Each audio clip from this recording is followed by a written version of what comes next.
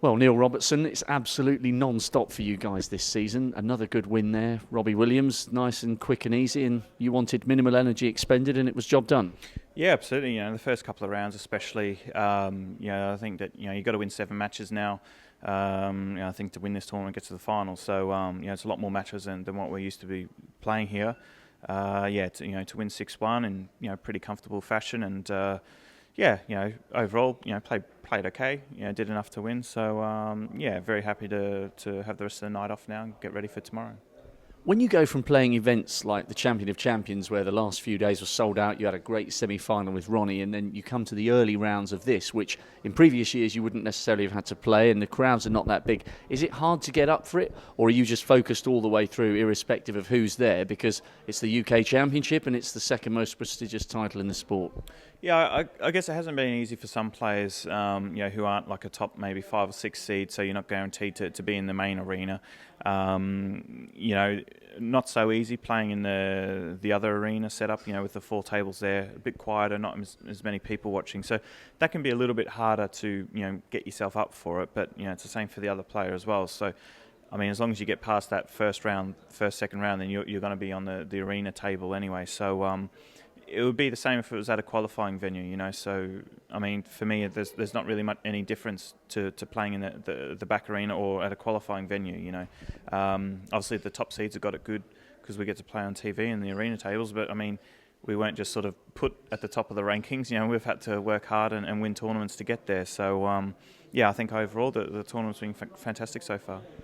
And your story's a great one. You came over from Australia with not that much money, and you had help from the likes of Joe Perry, and you've really ground it out and earned your opportunity. So I presume, when you hear stories like Gary Wilson, who although he's gone out, has had a good run here and has gone back to Newcastle to drive his taxi, but armed with further impetus to take his career to the next level, you can relate to those stories and the opportunities that those players get under the new format.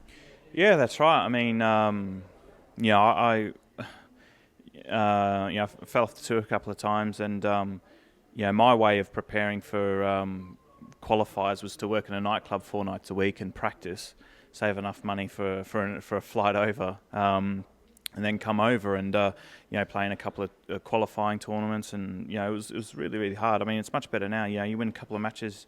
I think you're on £9,000, which obviously isn't a huge amount of money, but it can keep you going for a good sort of few months. You don't have to worry about entry fees and stuff like that. So I know that Gary is really keen to be able to give snooker 100% and not have to do the taxis. But he's staying level-headed as well. He's not just sort of from having a couple of good results, just packing it all in. He's being sensible, and I'm sure with how well he's playing, he'll be able to hopefully give that up soon and focus entirely on snooker.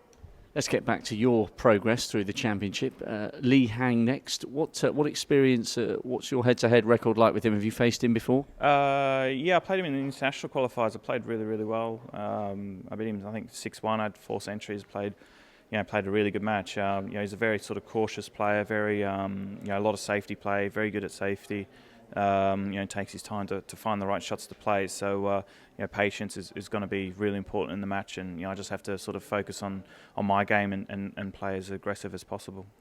And looking one ahead, I know you guys only ever like to take one match at a time, but we've mentioned how good mates you are with Joe Perry. There is the possibility that if both of you get round the next match, you'll be facing each other. Is that a strange prospect, bearing in mind that you're not just practice partners, you're very good mates?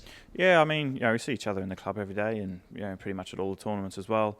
Obviously he's thinking about his Masters spots, so he'll have that on his mind as well. But I think he might be safe. Should we play in the last 16? I think he'd probably be secure for the Masters. So he'll probably be on a little bit of a high there. So obviously great friends off the table and everything. But it's the last 16 of the UK, so I won't be doing him any favours, that's for sure.